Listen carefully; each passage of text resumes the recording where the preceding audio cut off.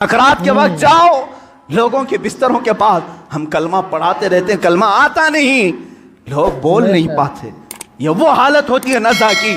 लेकिन उस वक्त मेरे आका सल्लल्लाहु अलैहि वसल्लम मलकुल मौत से यूं कहते हैं, ऐ इज़राइल, ये जो नज़ा का दर्द है, क्या ये दर्द मेरी उम्मत को भी दिया जाएगा? क्या ये सकरात का दर्द मेरी उम्मत को भी दिया जाएगा? मलकुल मौत ने कहा, मौत से पहले हर एक को सकरात से गुजारा जाएगा। मेरे आका रो पड़े, वाह उम्मती ही, वाह उम्मती, है अल्लाह मेरी उम्मत, है अल्लाह मेरी उम्मत, क्या वो नज़ा और सकरात को बर्दाश्त कर पाएगी? अस्सलामु अलैकुम वरहमतुल्लाहि वबरकातुहू। मुअज्जज़ सामिने इकराम, आज हम उस नबी के बारे में किस्सा सुनेंगे जिसने फरमाया, हराम से बचो, सूद लेने देने से बचो, और फरमाया घमंड तकव्वुर ना करो। आगे हुजूर ने फरमाया, तुम सब आदम की औलाद हो, तुम सब एक दूसरे पर फक्र ना करो, काला गोरे पर, गोरे काले पर, और अमीर गरीब पर, गरीब अमीर पर, कोई छोटा बड़ा नहीं। हाँ, मगर नबी ने फरमाया, तकवा जिसके पास है वह इंसान अल्लाह के नजदीक मुहतरम है, यानी आला अफजल है। हुजूर की मुकद्दस जिंदगी हालात से लेकर आखिरी जिंदगी तक की बयान हम सब सुनेंगे। नबी पाक ने दीन की दावत कैसे दी, नबी ने हज कैसे किए थे, नबी की अम्मी इंतकाल हो गई तो नबी की साथ किसने दिया, ये सब सारी बातें इस छोटी सी वीडियो में मुख्तसर वक्त में हम सब सुनेंगे। ये वीडियो मुफ्ती सलमान अजहरी साहब का है, तो बने रहिए इस वीडियो में। अजीज़ान गिरामी वक़ार, रसूल मोहतरम सल्लल्लाहु तआला अलैहि वसल्लम का एक मुख्तसर सा अरसा जो हमारे दरमियान रहा है पूरी कायनात में, मैं तेज़ी से आज सुना करके आपके सामने से बारगाह मुस्तफ़ा में इल्तिजा भी करूँगा। वो मक्का मुकर्रमा की सरज़मीन 14 सदियाँ पहले, आज से 1400 से 42 चल रहा है, इसको और 53 मिला लें, इसको इसके साथ और 53 मिला लें, यानी तकरीबन 1495 के साल के करीब हो गया। इससे पहले मेरे आका सल्लल्लाहु तआला अलैहि वसल्लम आज ही का दिन था जो फर्शे गीती पर तशरीफ़ लाए। वो आमिना का दुर्रे यतीम, वो अब्दुल्लाह का नूरे नज़र, बारगाह मुस्तफ़ा सल्लल्लाहु तआला अलैहि वसल्लम में खिराज अकीदत के लिए मैं बात कर रहा हूँ। वो दुर्रे यतीम जब घर तशरीफ़ लाया तो ऐसा घर था कि बाप पहले से नहीं है, माँ अकेली हैं, मुआवजा देने की ताकत नहीं रखती, दाया के हाथ में दे दिया हलीमा सादिया को, ये कह करके कि 2 साल दूध पिलाएगी, उजरत की तमन्ना मत रखना, मेरे घर में माल की बड़ी शिद्दत की कमी है, इस बच्चे का बाप नहीं, ये यतीम बच्चा है। हलीमा सादिया ले गई, लेकिन बरक़ात पे बरक़ात उन्होंने देखा है। रसूल पाक को अपने गोद में खिलाया। हलीमा सादिया कहती हैं, ये आम बच्चा नहीं था, इनके आते ही बनु साद की सारी बकरियों के थन दूध से भर चुके थे, और सारे बच्चे हुजूर पाक सल्लल्लाहु तआला अलैहि वसल्लम को देखने के लिए आते थे। हत्ता कि हलीमा सादिया की बेटी शैमा कहती हैं, शैमा क्या कहती हैं कि हमारे कबीले में, हमारे मोहल्ले में रिवाज था, रात के वक्त या शाम के वक्त सारी लड़कियां जो उनके उम्र की थीं, शैमा के उम्र की थी, वो कहती हैं अपने अपने छोटे भाइयों को, जिसका भाई होता लेकर के आती थी, कंपटीशन चलता था। बहन अपने भाई को दिखाकर कहती किसका भाई ज़्यादा खूबसूरत है। हर खातून, हर बहन अपने छोटे भाई की गोद में लाकर उसके नाक नक्शे बयान करती, अरे मेरे भाई की तो पेशानी बड़ी चौड़ी है, ये खूबसूरती की अलामत है। कोई कहती मेरे भाई की तो आंखें बड़ी झील जैसी हैं और ये बड़ा खूबसूरत है। हर खातून, हर बहन गोद में लिए हुए बच्चे को अपने भाई पर फख्र करती। और हज़रत शैमा कहती हैं, जब इस मजमे में मैं मेरे भाई मोहम्मद को लेकर के आती, अल्लाह अल्लाह, वो कहती हैं सारी मेरी सहेलियां उठ खड़ी होती, कहती शैमा तेरे भाई के साथ हमारे भाइयों का मुकाबला नहीं, यह हमारा आपस का मुकाबला है, यह हमारा आपस का कंपटीशन है। तू कभी मोहम्मद को हमारे दरमियान ना ला, इसलिए कि इसके मुकाबिल में 14वीं का चांद भी शर्मा जाता है। यह बनु साद की खवातीन का कहना है। हज़रत शैमा कहती हैं उस मुकाबिल में मैं कभी रसूल पाक को ले जाती तो वो एक्सेप्ट नहीं करती, कहती कि शैमा तेरे भाई के साथ हमारे भाइयों का मुकाबला नहीं। व अहसनु मिन कलम तरखत्तु आइनी व अजमलु मिन कलम तलिदिन निसाउ, या रसूल अल्लाह आपसे ज्यादा हसीन मेरी आंखों ने देखा नहीं, आपसे ज्यादा जमील किसी माँ ने जना नहीं। वो 2 साल की उम्र पाक में हलीमा सादिया दौड़ती हुई वापस मक्का ले आई और हज़रत आमिना से कहा मैंने 2 साल का अरसा आपसे मांगा था, लेकिन 6 महीने और बढ़ा करके दे दो, उजरत भी नहीं चाहिए, मुआवजा भी नहीं चाहिए। लेकिन हज़रत बीबी आमिना ने अपने पास अपने साहबजादे को रख लिया। 2 साल के अरसे में घर में कितने अफराद हैं, कौन है? बाप नहीं है, दादा है अब्दुल मुत्तलिब, वो भी बुढ़ापे को पहुंचे हुए हैं। रसूल पाक सल्लल्लाहु ताला अलैहि वसल्लम अपने दादा की सरपरस्ती में हैं। 6 साल की उम्र में अपनी माँ के साथ ननिहाल का सफ़र किया, मदीना का सफ़र किया। उस वक्त जो यसरब था वो हुजूर का ननिहाल भी है, नानी का घर है। हज़रत आमना के साथ गए 6 साल की उम्र में, जब हज़रत अब्दुल्ला की एक कनीज़ उम्मे ऐमन साथ में है, कोई नहीं, 3 लोगों का ये काफ़िला पैदल मक्का से मदीना गया है। मदीना से वापसी हो रही है। मकाम अबवा में बीबी आमिना बीमार हुई।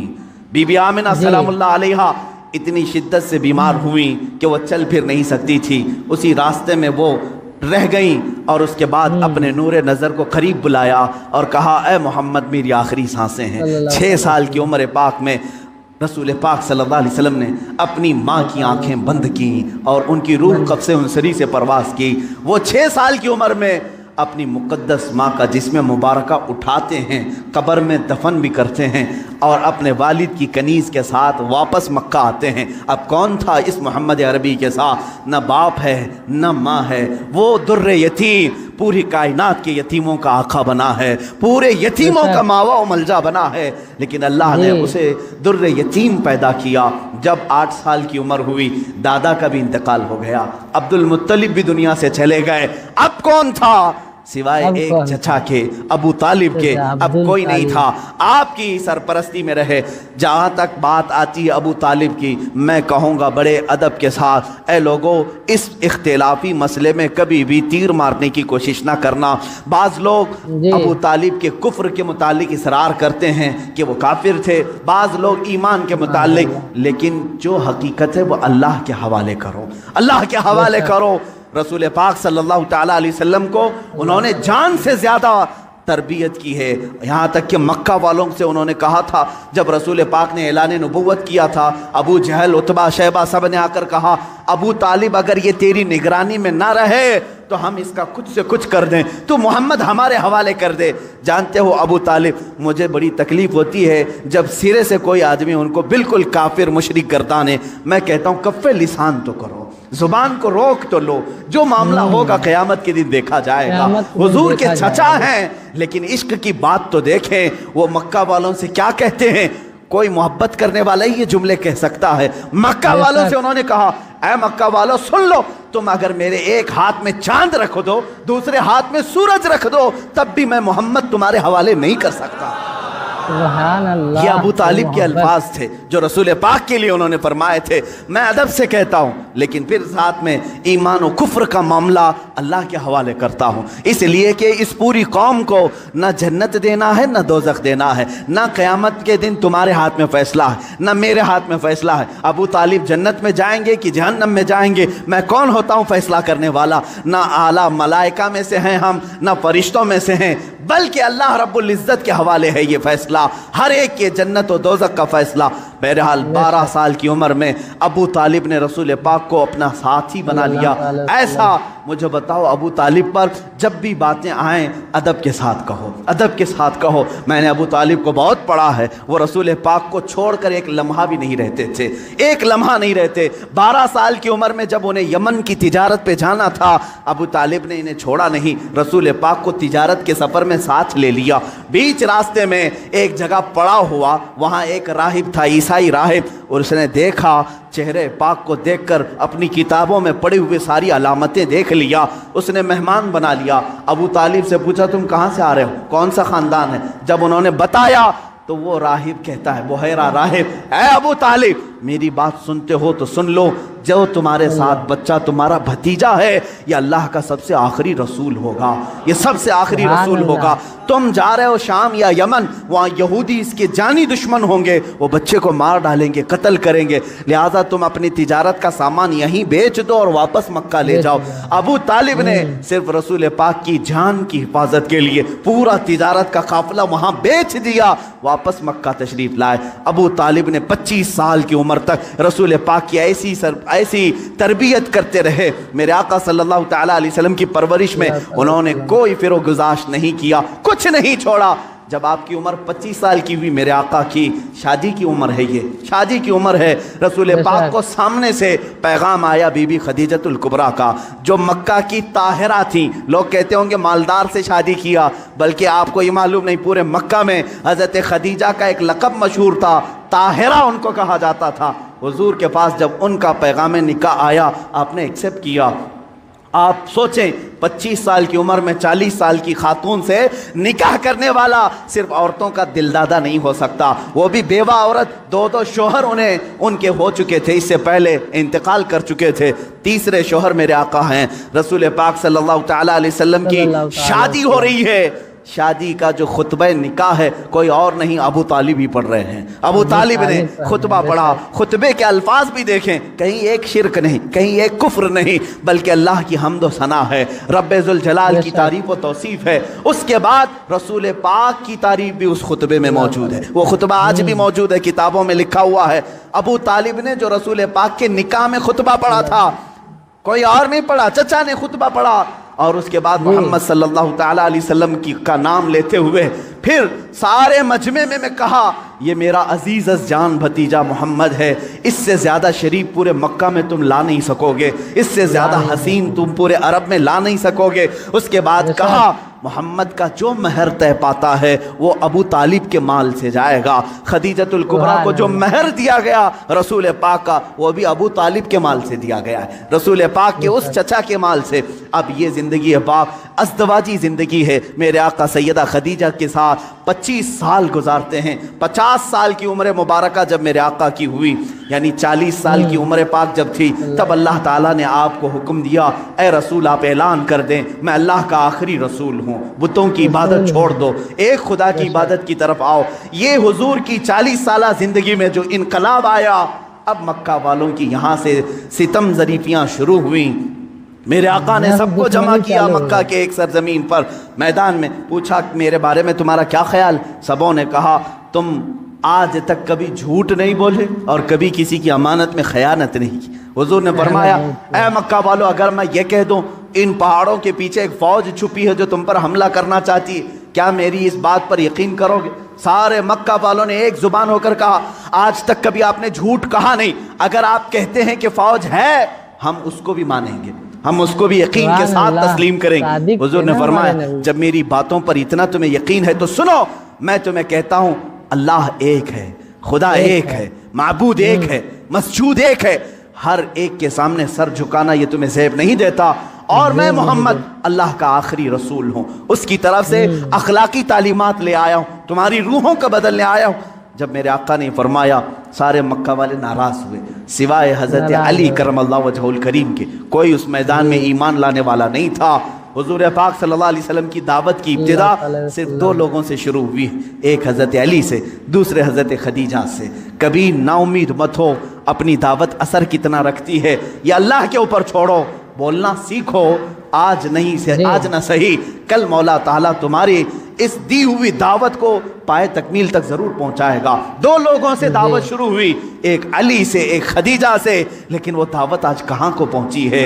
आज तकरीबन पूरी दुनिया में 2.25 अरब लोग 180 करोड़ की तादाद में मुसलमान जी रहे हैं। वो 2 लोगों से शुरू होने वाली दावत 200 करोड़ को पहुंच चुकी है। لیکن ایسا سیلے رواں ہے کہ تھمنے کا نام نہیں لیتا۔ وہ دعوت رسول اللہ کی جو مکہ کی ان چوٹیوں سے نکلی تھی، فاران کے ان پہاڑیوں سے نکلی تھی، آج تک زندہ ہے اور صبح قیامت تک یہ دعوت زندہ ہی رہے گی۔ آج میں آپ کو بتاؤں مختصر سی بات، یہ جو آج فرانس، امریکہ، یورپ جو ان کے اندر جو کھلبلی ہے، بے چینی ہے، اور وقتاً فوقتاً یہ گستاخی کرنا اسلام کے خلاف، مسلمانوں کے خلاف، آتنکواد سے جوڑنا، ٹیررزم سے جوڑنا، کیوں ہو رہا ہے یہ سب؟ جانتے ہیں آپ؟ ایک پیٹ کا درد ہے۔ کس بات کا؟ کس بات کا؟ یہ میں نہیں کہتا، امریکہ کا پریزیڈنٹ جو ایکس پریزیڈنٹ ہے اس سے قبل کا، اس نے خود یہ سٹیٹمنٹ دیا ہے کہ آج پورے ورلڈ میں سب سے زیادہ فاسٹ گروونگ والا کوئی ریلیجن ہے تو وہ اسلام ہے۔ یہ میں نہیں کہہ رہا، امریکہ کا پریزیڈنٹ کہہ رہا ہے سب سے زیادہ تیزی سے اگر کوئی دین دنیا میں پھیل رہا ہے تو اسلام ہے۔ یورپ کے متعلق تو تعداد آنکڑے بھی ملتے ہیں، پر ڈے وہاں 400 لوگ اسلام میں آ رہے ہیں۔ یہ حالت دیکھ کر کے وہ گھبرائے ہوئے ہیں، اس لیے کہ ڈیلی کے 400 کے حساب سے جب وہ گنتی بناتے ہیں ہماری ہے کتنی پاپولیشن، اگر یہ سلسلہ اسی طرح رہا ایک وقت آئے گا کہ ہم مائنورٹی ہو جائیں گے، یہ میجورٹی میں آئیں گے، ہم تو غلام ہوں گے، تخت ان کے پاس آ جائے گا۔ یہ جو سب سے تیزی سے اسلام کے پھیلنا یورپ میں، امریکہ میں اور دوسرے علاقوں میں، خود فرانس کی حکومت یہ اچھی طرح سے جانتی ہے ان کے ہاں مسلمانوں کی تعداد چند سالوں پہلے کیا تھی اور آج کیا ہے۔ چند سالوں، 20 یعنی 10 سال یا 20 سال کی آپ وہاں کے ریکارڈز نکال کر کے دیکھو، آج 60 لاکھ مسلمان ہیں۔ انہیں معلوم ہے اب میئر بھی یہ بنیں گے، وہاں کی پارلیمنٹ کی سیٹ پر بھی یہ کھڑے ہو رہے ہیں۔ یہی حال UK میں ہے، یہی حال امریکہ میں۔ یہ جو خوف ہے صرف اور صرف یہی خوف انہیں ستا رہا۔ اور ایک بات میں بتا دوں، پوری دنیا کے جتنے بھی مذہب ہیں، پوری دنیا کے جتنے ریلیجنز، ان میں سب سے زیادہ اپنے مذہب پر اگر کوئی پریکٹس کرتا ہے صرف مسلمان ہیں، سب سے زیادہ۔ اگرچہ آپ ہمارے جماعت میں بے نمازی زیادہ ہیں، لیکن اس کے باوجود میرا چیلنج، میرا دعویٰ ہے، یہودی ہوں، عیسائی ہوں یا بدھ ہوں، ہندو ہوں، ان کے ہاں ان کے ریلیجین کی پریکٹس کا مطلب جیسے ہماری نماز، ہمارے روزے، ہماری زکوٰۃ، ہمارا حج، یہ پریکٹس ہے، اسلام کی ایکٹیویٹیز ہیں۔ ان کے مذاہب میں جو پریکٹس ہیں ان میں بہت کم ہیں عمل کرنے والے۔ آج یورپ میں ایتھیزم بہت پھیل چکا ہے۔ ایتھیزم کیا ہے؟ کوئی خدا نہیں، کوئی معبود نہیں، کوئی اللہ نہیں، معاذ اللہ رب۔ یہ کثرت سے وہاں پھیلا ہے۔ اور کون ایتھیسٹ بن رہا ہے؟ عیسائی ایتھیسٹ بن رہے ہیں، جیوز ایتھیسٹ بن رہے ہیں، جو پہلے کسی اور ریلیجن میں تھے وہ ایتھیسٹ بن رہے ہیں، یعنی کوئی خدا نہیں، ہم خدا کو مانتے ہی نہیں۔ آج بہت زیادہ وہ لوگ بھی پھیل رہے ہیں۔ دو خطرے ہیں۔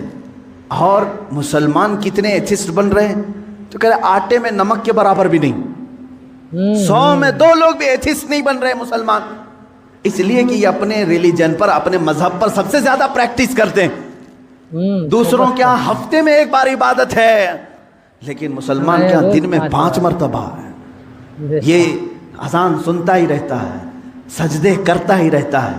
اسلام نے ایک دن بھی اسے چھٹی نہیں دی۔ ہمارے ہفتوں میں کوئی سنڈے نہیں آتا نماز کا، کوئی ایسی چیز، حتیٰ کہ بیمار کے لیے بھی چھٹی نہیں دی۔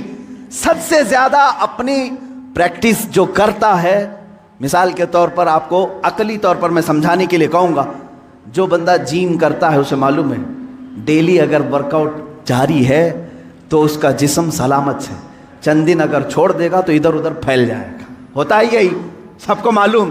جو سب سے زیادہ پریکٹس کرتا رہتا ہے وہ اپنی فیلڈ پر جمع رہتا ہے۔ تو جو مسلمان نمازوں کے ساتھ ہیں، زکوٰۃ کے ساتھ ہیں، روزے ہر سال ہیں ان کے، زکوٰۃ ہر سال ہیں، 1000 رکاوٹیں آئیں، سال میں 40 لاکھ کا مجمع عرفات میں پھر بھی جمع ہوتا ہے۔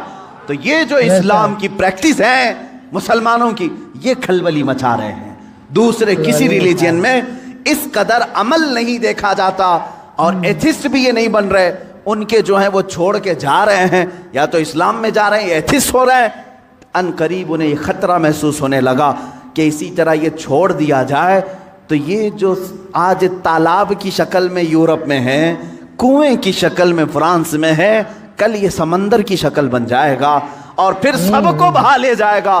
اس لیے چاہتے ہیں کبھی ان کے نبی کے کارٹون بناؤ، کبھی قرآن پر حملہ کرو، کبھی اسلام پر، اور لوگوں کو دہشت گرد بنا کر کے ان کے خلاف غم و غصہ عام لوگوں میں ڈالو، لیکن ہو نہیں رہا ہے، ہو نہیں رہا ہے۔ بعض مسلمان چہرے یہ پکڑتے ہیں، جیسے اسامہ بن لادن کو پکڑا اور پوری دنیا میں بتانے کی کوشش کی داڑھی والا امامے والا آتنکواد ہوتا ہے، ٹیررسٹ ہوتا ہے۔ لیکن حیرت کی بات ہے، آپ کو میں بتاؤں 9/11 کے بعد 2001 کے بعد امریکہ کی ہسٹری میں دیکھا گیا، اس سے 100 سال پہلے 100 سال کے ریکارڈ میں اتنے مسلمان نہیں ہوئے تھے جو 10 سال کے اندر ہوئے، 10 سال کے اندر ہوئے اتنی تیزی۔ جب بار بار کہا گیا آتنکواد ہے، یہ آتنکواد ہے، تو بیچارے جو کبھی اسلام کو جانتے نہیں تھے انہوں نے قرآن اٹھانا شروع کیا، سیرت مصطفیٰ پڑھنا شروع کیا۔ دیکھتے تو ہیں صحیح، کیا قرآن حقیقت میں ٹیررزم سکھاتا ہے؟ کیا محمد آتنکواد سکھاتے تھے؟ جب وہ پڑھتے ہیں تو پھر کہتے ہیں اسلام کی فطرت میں وہ قدرت نے وہ لچک دی ہے، جتنا ہی دباؤ گے اتنا ہی وہ ابھرے گا۔ عزیزان گرامی وقار، رسول پاک صلی اللہ تعالیٰ علیہ وسلم کی وہ دعوت مکمل ہو کر رہے گی، اگرچہ کافر و مشرکین ناپسند کریں۔ 40 سال کے بعد سے لے کر 53 سال تک میرے آقا مکہ مکرمہ میں رہے، مصیبتیں بھی جھیلی، مشقتیں بھی اٹھائیں، اور لوگوں کے 1000 طریقے کے تانے بھی برداشت کیے۔ 53 سال کے بعد میرے آقا نے ہجرت فرمائی مدینہ طیبہ۔ مدینہ آنے کے بعد سب سے پہلے مسجد نبوی کی تعمیر ہوئی، صحابہ کو بھائی بھائی بنایا، اور اس کے بعد جو مدینہ کے خلاف آواز اٹھا تھا اس کے خلاف میرے آقا نے تلوار بھی اٹھائی۔ جنگ بدر ہوئی، جنگ احد ہوئی، جنگ خندق ہوئی، جنگ حنین ہوئی، جنگ تبوک ہوئی، اور جنگ موتا ہوئی۔ یہ وہ جنگیں ہیں جو دشمنان اسلام کے خلاف میرے آقا نے کی۔ تقریباً 25 یا 26 غزوات ہوئے، جس میں 18 میں تو خود میرے آقا تشریف لے کر گئے، اور یہ 10 سال کے عرصے میں زیادہ سے زیادہ جنگیں ہوئی۔ جو رسول مکہ چھوڑ کر نکلے تھے رات کی تاریکی میں، 2 لوگ، ابو بکر صدیق اور رسول محترم صلی اللہ تعالیٰ علیہ وسلم، 2 لوگ نکلے تھے۔ 6 سال گزرے تھے، 6 سال مدینے میں، 7ویں سال وہی رسول، وہی صدیق اکبر مکہ کی طرف واپس آ رہے ہیں حج کرنے، عمرہ کرنے کی نیت سے۔ لیکن کتنے لوگ ہیں؟ 10,000 کی تعداد میں آ رہے ہیں۔ کوئی قتل و قتال نہیں، کوئی جنگ و جدال نہیں، فاتح کی شان سے آئے، خانہ کعبہ میں داخل ہوئے، بتوں کو نکالا، پاک کیا، اور کہا آج محمد اللہ کا رسول خانہ کعبہ کو پاک کر رہا ہے، اور صبح قیامت تک اب یہاں شرک نہیں ہوگا، بت پرستی نہیں ہوگی۔ کعبے کو بنایا مطہر یہ رسول پاک نے۔ اب اس کے بعد رسول پاک صلی اللہ علیہ وسلم نے انہی 10 سالوں کے اندر کتنے غزوات کیے۔ وہ آخری سال تھا میرے آقا کا جب 10 ہجری تھی، حضور نے اعلان کیا جو حج کے لیے میرے ساتھ آنا چاہے سب آ جائیں۔ یہ سن کر کے تقریباً 1,20,000 صحابہ حضور کے حج کے سفر میں ساتھی بن گئے۔ میرے آقا تشریف لائے مکہ مکرمہ، یہ حضور کا آخری حج تھا، جس میں خطبۃ الوداع حضور صلی اللہ تعالیٰ علیہ وسلم نے حجۃ الوداع کا خطبہ دیا، آخری خطبہ دیا۔ وہ آخری خطبہ پورے دنیا والوں کے لیے دستور ہے، ایک لا ہے، ایک ایسے قوانین سے جمع کیا ہے۔ اسی میں حضور نے عورتوں کے حقوق بیان کیے، بچوں کے، بوڑھوں کے، مزدوروں کے، غریبوں کے، پڑوسیوں کے، ہر ایک کے حقوق اس ایک خطبے میں میرے آقا نے بیان کیا۔ حرام مال سے بچنے کی تلقین کی، سود سے بچنے کی تلقین کی، اور پھر گھمنڈ تکبر کرنے سے بچایا۔ حضور نے فرمایا تم سب آدم کی اولاد ہو، ایک دوسرے پر فخر نہ کرو، کالا گورے پر، گورا کالے پر، امیر غریب پر، غریب امیر پر، بلکہ میرے آقا نے فرمایا تقوی جس کے پاس ہے وہ اللہ کے نزدیک محترم ہے۔ یہ آخری خطبہ ہوا۔ اسی خطبے کے بعد میرے آقا نے اپنے صحابہ سے کہا اللہ نے اپنے بندے کو اختیار دیا ہے کہ دنیا چاہے تو دنیا لے لو، یا اپنے رب کے پاس جو چاہے وہ لے لو۔ اس بندے نے اللہ کے پاس رہنے کو قبول کر لیا ہے۔ یہ باتیں تھی جو اشارہ دیا میرے آقا نے کہ اب رسول پاک زیادہ دن تک ان کے ساتھ نہ رہیں گے۔ محرم کا مہینہ تھا جب میرے آقا پلٹے مدینہ طیبہ، بیماری نے جکڑ لیا، سفر کا مہینہ پورے علالت میں گزرا۔ اس طرح کی علالت تھی، اس طرح کا بخار تھا کہ کہ حضور پاک صلی اللہ تعالیٰ علیہ وسلم کو بعض اوقات صحابہ دونوں کندھے پکڑ کر کے مسجد میں لاتے تھے. حضور پاک صلی اللہ تعالیٰ علیہ وسلم کے پیر بھی زمین پر نہیں ٹکتے تھے. اس حالت میں حضور مصلی پر آئے اور اپنے صحابہ کو دیکھ کر مسکراتے بھی رہے, نمازیں بھی پڑھاتے رہے. پھر یہی ربیع الاول شریف کا مہینہ آیا, یہ 11ویں ہجری تھی, جب 12 ربیع الاول تھی. بعض روایات میں 13 ربیع الاول ہے, یعنی کل آنے والا جو دن ہے. اللہ کے حبیب صلی اللہ تعالیٰ علیہ وسلم نے سب کو جو وصیتیں کرنی تھی وہ وصیتیں فرمائی. ماں عائشہ صدیقہ کے حجرے میں آرام کرتے رہے. اللہ کے نبی صلی اللہ تعالیٰ علیہ وسلم کو بخار شدت کا تھا, بار بار مسواک طلب کرتے تھے یا پانی کے چھینٹے چہرے پر مارتے تھے اور پھر کہتے تھے یہ سکرات, یہ نزع کا وقت کتنا شدید ہوتا ہے, کتنا شدید ہوتا ہے. ماں عائشہ کہتی ہیں اچانک میں نے دیکھا دروازے پر کسی کی دستک ہو رہی ہے. میں نے کہا اللہ کے رسول آرام کر رہے ہیں. حضور نے فرمایا عائشہ وہ کوئی اور نہیں ملک الموت عزرائیل ہے, وہ کسی کے آنے کے لیے اجازت نہیں مانگتا. آج مجھ سے اجازت لے رہا ہے, اس کے بعد پھر کسی سے نہیں لے گا. ملک الموت حجرہ پاک میں داخل ہوئے.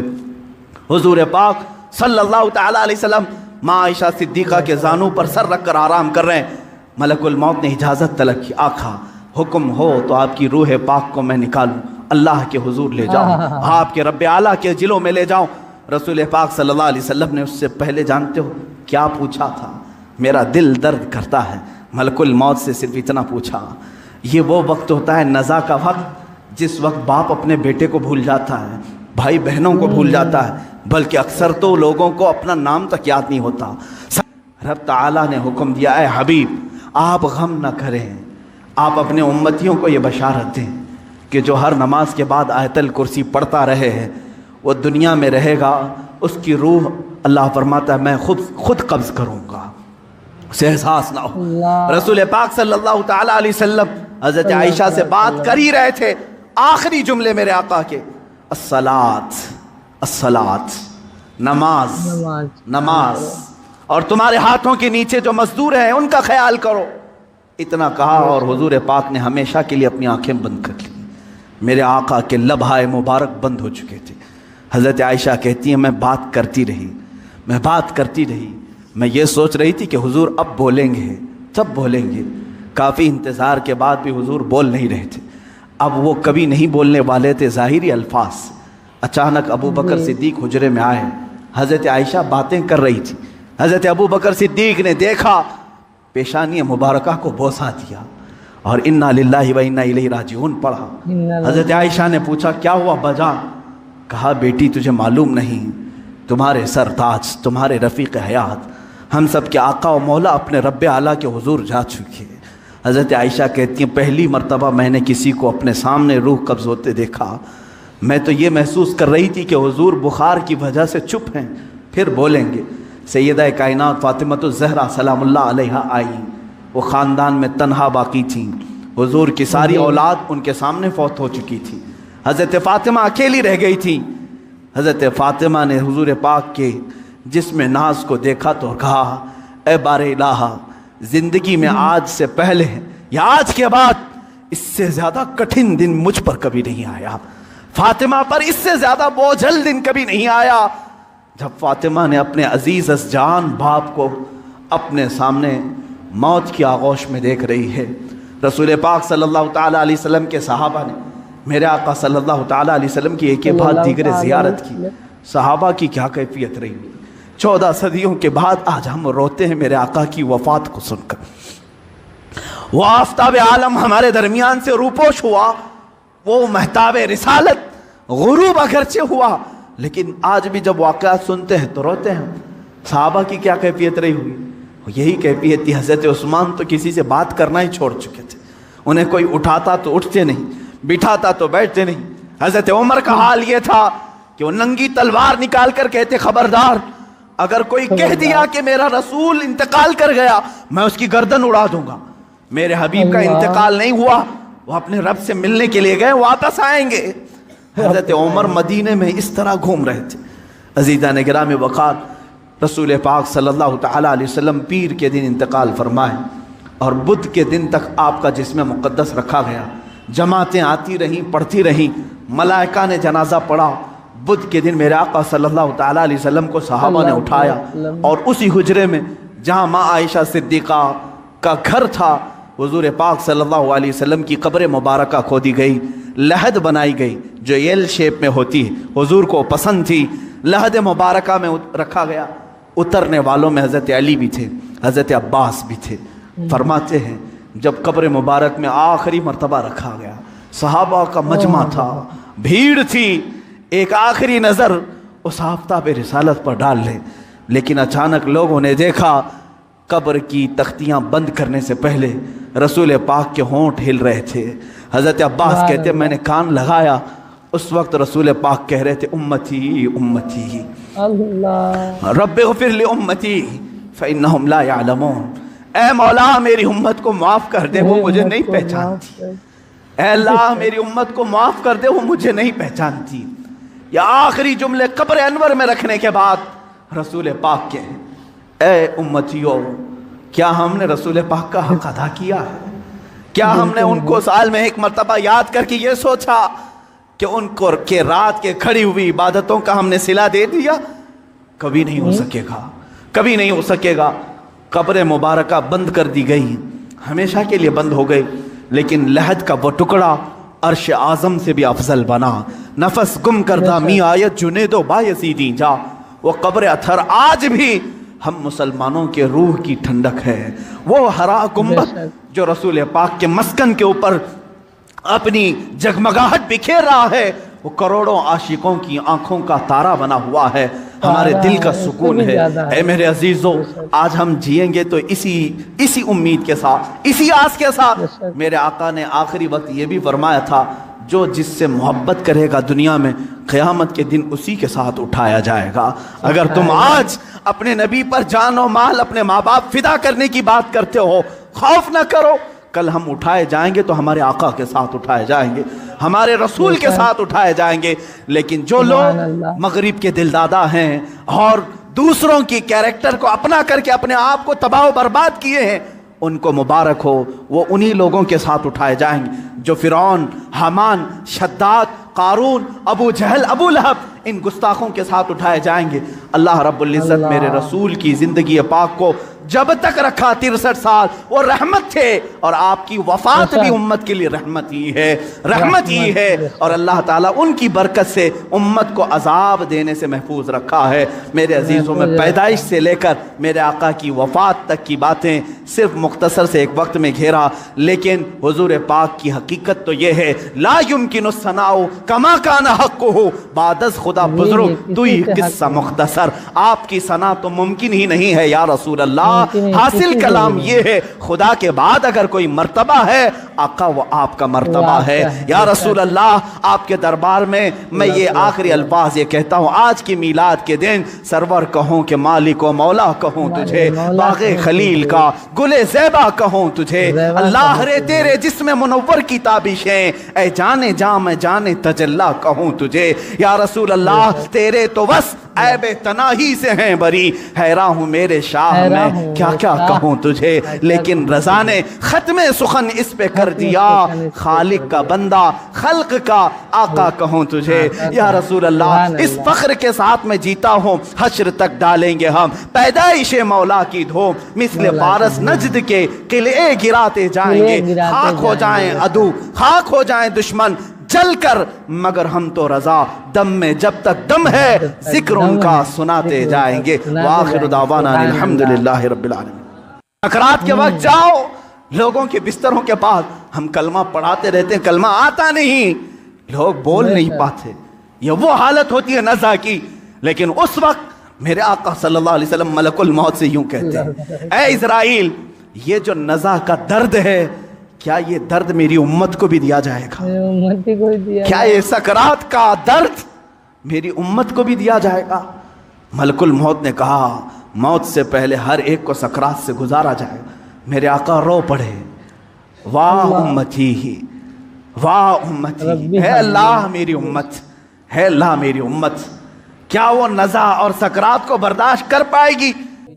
معزز سامعین اکرام، تو آپ لوگوں نے سنا کہ مفتی سلمان اجہری صاحب کتنی محبت بھرے انداز میں ہمارے آقا محمد صلی اللہ تعالی علیہ وسلم کی زندگی کو بیان فرما رہے تھے، جسے سن کر ہم سب کا ایمان تازہ ہو گیا۔ میرے دوستوں اور بزرگوں، جیسے کہ آپ لوگوں نے سنا کہ ہمارے نبی رسول اللہ صلی اللہ تعالی علیہ وسلم ہم سب مسلمانوں کو، اپنے امتیوں کو کتنا یاد کیا کرتے تھے، اپنے رب کی بارگاہ میں ہمیشہ دعا کرتے تھے کہ اللہ ہماری امت کو ہمارے حوالے کر دے۔ رب حبلی امتی کہتے ہوئے پیدا ہوئے، رب حبلی امتی کہتے ہوئے پیدا ہوئے، حق نے فرمایا کہ بخشا، حق نے فرمایا کہ بخشا، الصلاۃ والسلام اے شہنشاہ مدینہ، الصلاۃ والسلام۔ مومنوں پڑھتے رہو تم اپنے آقا پر درود، مومنوں پڑھتے رہو تم اپنے آقا پر درود، ہے فرشتوں کا وظیفہ، ہے فرشتوں کا وظیفہ، الصلاۃ والسلام اے شہنشاہ مدینہ، الصلاۃ والسلام۔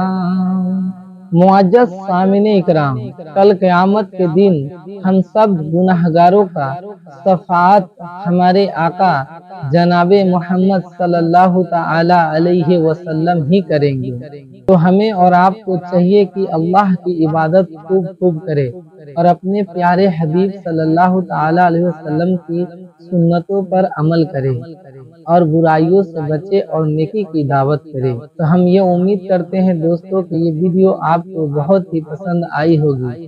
اگر پسند آئی ہے تو ہمارے اس چینل کو سبسکرائب کر لیجئے اور ویڈیو کو لائک بھی کر دیجئے۔ ہم اسی طرح کا علم بھرا بیان آپ لوگوں کے لیے لے کر آتے رہیں گے۔